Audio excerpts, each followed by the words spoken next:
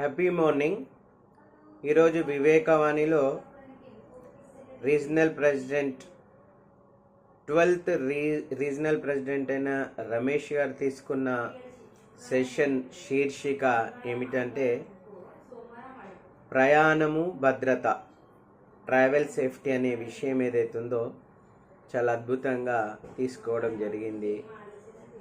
చాలామందికి ఉపయోగపడే సెషన్ ఇది. ఎందుకంటే ప్రయాణం చేయాలనే ఆనందంతోనే అందరూ ఉంటారు, ఆ తొందరలోనే ఉంటారు. ఆ తొందర ఎక్కడికి తీసుకెళ్తుంది?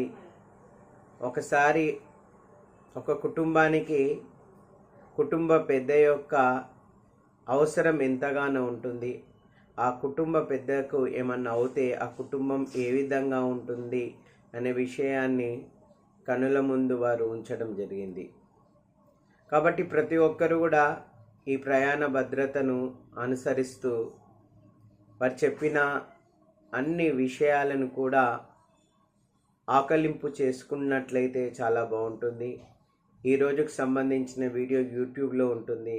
దానిని అందరూ చూసి ఇంకా విషయాలు తెలుసుకోవాల్సిందిగా తెలియజేస్తున్నాను.